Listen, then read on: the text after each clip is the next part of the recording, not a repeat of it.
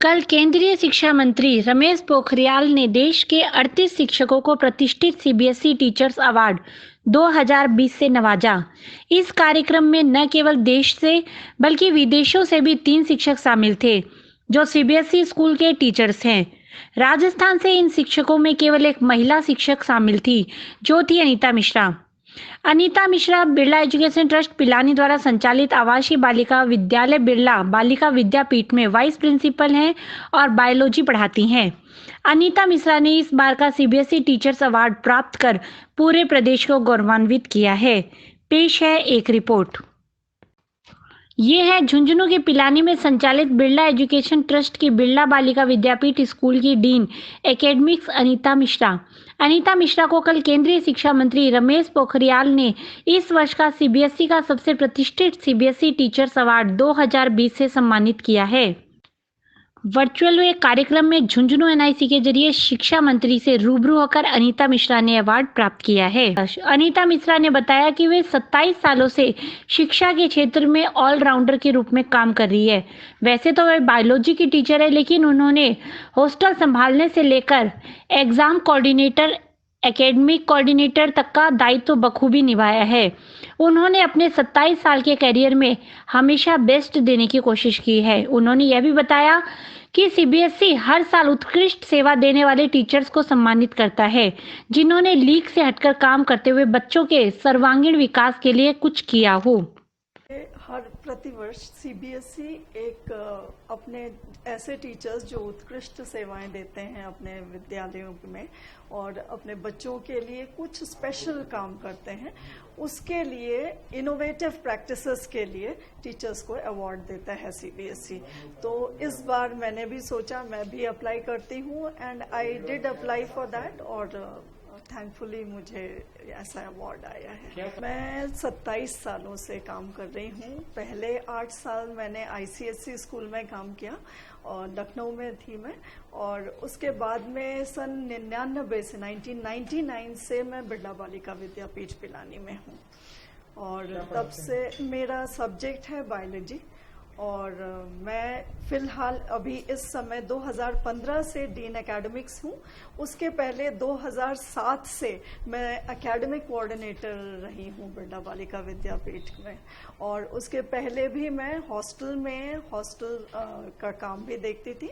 उसके अलावा examination coordinator और बहुत सारे डिफरेंट रोल्स में मैंने स्कूल को सेवाएं दी हैं। जी, करने की तो कोशिश करी है, जो भी वॉट एवर गुड और bad I have been doing. उन्होंने बताया कि उन्होंने अपने बारे में सीबीएसई को जानकारी भेजी थी जिसमें उनके अब तक के कैरियर की लगभग सभी जानकारियां थी, लेकिन उन्हें पता लगता है कि लीक से हटकर और किताबों से इतर जाकर जो जानकारियां उन्होंने छात्राओं को दी है उससे प्रभावित होकर और उसे एक नवाचार मानते हुए उन्हें पुरस्कृत किया गया है। अनीता मिश्रा ने यह भी बताया कि उन्होंने एक जानकारी सीबीएसई के साथ साझा की जिसमें हमारी पुरातन संस्कृतियों का भी जिक्र था, लेकिन उन्होंने इसमें केवल पुरानी संस्कृति में कला और इतिहास की बात नहीं की बल्कि उसमें मैथमेटिक्स के अलावा साहित्य को भी जोड़ा जो किताबों के इतर थी, और इस जानकारी से छात्राओं को संस्कृतियों के बारे में विस्तृत जानकारी मिली।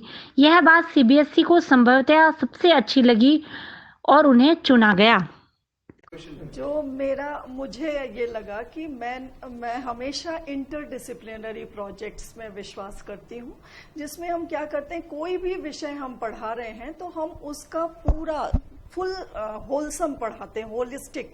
जैसे अगर बच्चा कभी, जैसे अभी थोड़े दिन पहले हमने एक प्रोजेक्ट किया था सिविलाइजेशंस पे, तो Mayan civilization, Egyptian civilization, Harappan civilization पे था। तो वो उसमें खाली बच्चे को उसका हिस्टोरिकल पार्ट नहीं बताते, उससे रिलेटेड और भी चीजें, जैसे उसमें मैथमेटिकल फिगर्स, वो सिविलाइजेशन के जो स्ट्रक्चर्स हैं उसमें मैथमेटिकल फिगर्स क्या हैं, उसकी हिस्ट्री क्या है, उस समय की ज्वेलरी कैसी होती थी, what was art and design of that time, art और कल्चर। तो मतलब हर चीज बच्चों को हम ये भी मौका देते हैं कि उस पे अच्छी कविताएं लिख सके। तो बच्चों ने बहुत खूबसूरत कविताएं लिखी हैं तीनों संस्कृतियों पे। तो इस तरह के हम प्रोजेक्ट्स करते हैं जिसमें बच्चा खाली एक चीज, एक एस्पेक्ट किसी चीज का नहीं पढ़े, उसको होलसम नॉलेज होनी चाहिए। तो इस तरह का ये चीज़ शायद सीबीएसई ने भी रिकॉग्नाइज किया होगा, और ये हमारे स्कूल में लगभग सब टीचर्स ऐसा करते हैं क्योंकि ये हमारा सिस्टम ही है। सीबीएसई अवार्ड लेने के लिए शिक्षकों को सालों तक अप्लाई करना पड़ता है। शिक्षक पूर्व में चयनित होने के पीछे अपनी कमियां ढूंढकर उसे पूरी करते हैं, लेकिन अनीता मिश्रा लकी रही, या फिर यूं कहें कि उनका प्रेजेंटेशन इतना शानदार था कि पहले ही प्रयास में इस बार उनका चयन हो गया। अनीता मिश्रा ने बताया कि पहले स्कूल के कारण वे इतना समय नहीं निकाल पाती थी।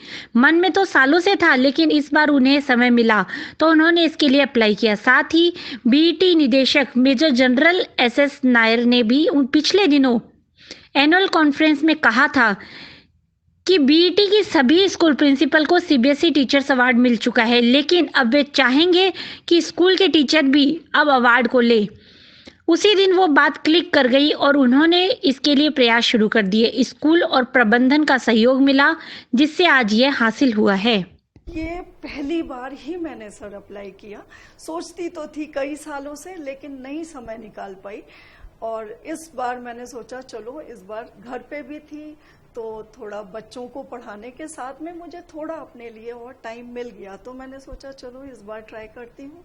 तो बस बहुत अच्छा लग रहा है, बहुत ही अच्छा लग रहा है। थैंक यू बोलना चाहिए।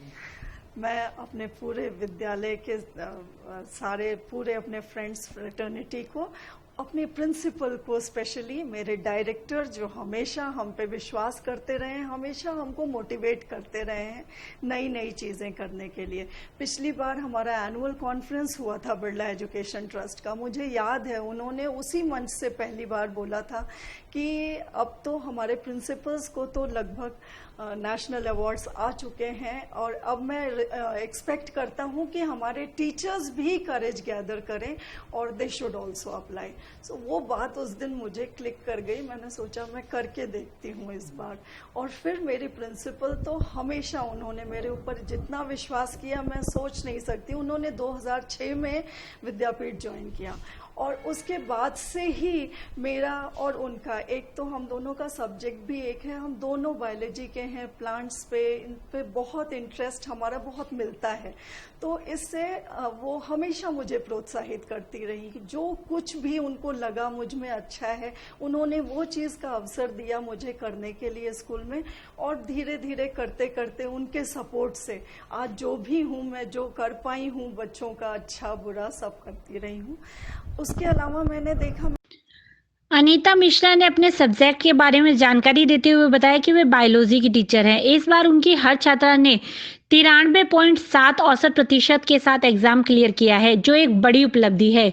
लेकिन यह सब इसलिए संभव हुआ क्योंकि छात्राओं का उन पर विश्वास है और उनका छात्राओं पर।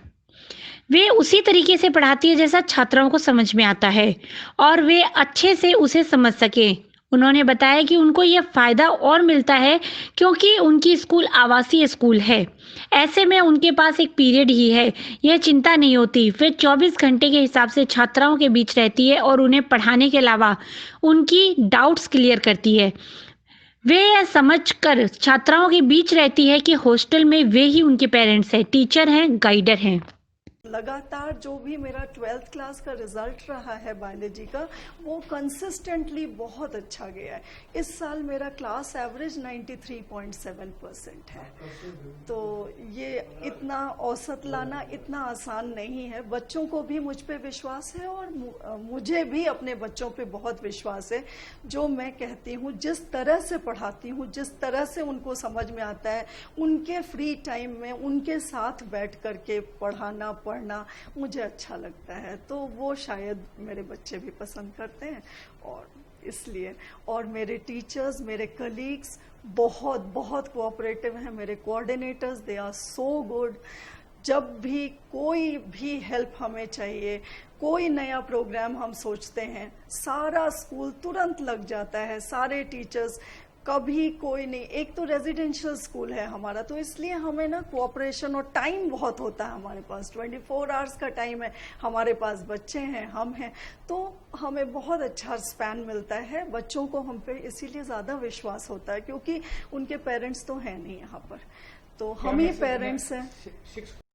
अवार्ड लेने के बाद अनीता मिश्रा ने शिक्षकों को भी एक संदेश दिया है। उन्होंने यह कहा है कि शिक्षकों को हमेशा अपने बारे में न सोचते हुए समाज के बारे में सोचकर अपना दायित्व निभाना चाहिए।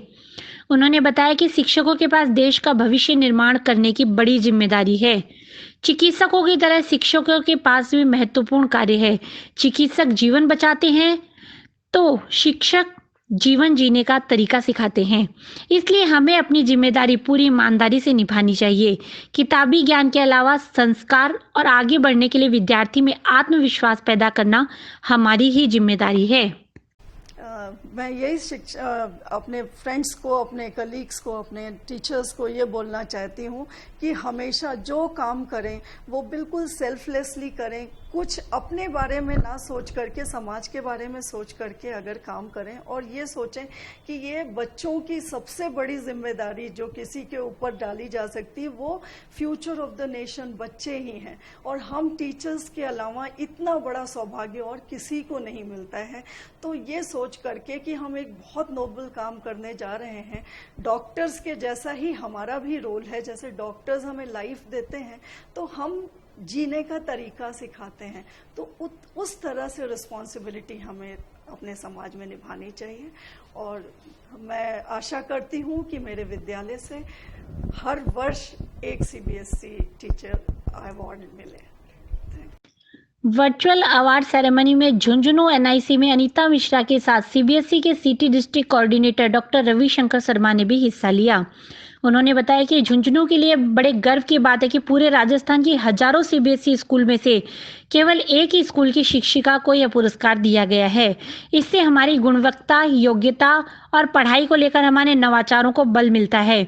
उन्होंने कहा कि हम चाहेंगे कि हर साल झुंझुनू का एक शिक्षक इस अवार्ड को ले। यह अवार्ड केवल शिक्षक के लिए महत्वपूर्ण नहीं है बल्कि अभिभावकों और बच्चों के लिए भी महत्वपूर्ण है, क्योंकि इससे उनका विश्वास हमारी शिक्षा पर बढ़ेगा। पूरे भारतवर्ष में 23,150 सीबीएसई के स्कूल्स हैं और 26 कंट्री के अंदर भी बहुत सारे सीबीएसई के स्कूल हैं। अभी आज ही अवार्ड के अंदर भी 3 ओमान और मस्कट कई कंट्री हैं, उनके भी शिक्षकों को शामिल किया गया है। और अजमेर रीजन के अंदर जो राजस्थान और गुजरात 2 स्टेट आते हैं, उनमें से सिर्फ 2 शिक्षक हैं जिनको ये पुरस्कार मिला है, जिनके कई हजारों की संख्या में स्कूल्स हैं। क्योंकि ये पूरे सीबीएसई का सबसे बड़ा रीजन है वो अजमेर रीजन है। तो ये हमारे अजमेर रीजन के लिए भी बहुत खुशी की बात है। और मैं स्पेशली जो रीजनल डायरेक्टर हैं पूनम मैम, उनका भी बहुत बहुत धन्यवाद देना चाहता हूं कि उन्होंने काफ़ी पहले समय से ये सब चीज़ें जानकारी हमें शेयर करी। और इस तरह से मैं एनआईसी झुंझुनू को भी स्पेशल धन्यवाद देना चाहूँगा जिन्होंने हमारा पूरा सहयोग किया। आबू सरिया जी और Dinesh ji Sharma, thank you very much. मैं आज बहुत अच्छा फील कर रहा हूँ, बहुत खुश हूँ, क्योंकि हमारे शेखावाटी रीजन के अंदर, हमारे पूरे राजस्थान के अंदर जो झुंझुनू सहोदय है, उनके ही बिरला बालिका विद्यापीठ स्कूल की वाइस प्रिंसिपल श्रीमती अनीता जी मिश्रा को आज राष्ट्रीय स्तर पे जो शिक्षक पुरस्कार मिला है, ये न केवल हमारे सहोदय के लिए, हमारे जिले के लिए, हमारे राज्य के लिए और पूरे अजमेर रीजन के लिए बहुत खुशी की बात है। इसके लिए मैं पर्सनली भी बहुत खुश हूँ। विद्यापीठ परिवार को भी मेरी तरफ से बहुत बहुत बधाई और सभी शिक्षकों को बहुत बहुत बधाई। और अनीता जी ने जो इनोवेशन के साथ में इस पूरे क्षेत्र के लिए, पूरे शिक्षकों के लिए, पूरे शिक्षा जगत के लिए जो एक अनोखा काम किया है, वो एक लैंडमार्क है जो सबको एक प्रेरणा देता है कि इनसे सीखने की जरूरत है। बायोलॉजी जैसे सब्जेक्ट के अंदर एकदम जीवंतता के साथ इन्होंने जिन प्रोजेक्ट्स पे काम किया, उसके कारण आज इनके नाम को एक राष्ट्रीय पहचान मिली। Thank you Anita ji, thank you very much. आपको बता दें कि पूरे देश में करीब 23,150 सीबीएसई स्कूलें संचालित हैं। अजमेर रीजन में राजस्थान और गुजरात की तमाम सीबीएसई स्कूलें आती है। अजमेर रीजन में इस बार 2 शिक्षकों को इस पुरस्कार से नवाजा गया है, जिसमें राजस्थान से अकेली अनीता मिश्रा है। हजारों शिक्षकों के बीच में से अनीता मिश्रा को पुरस्कार मिलना राजस्थान के लिए गौरव की बात है।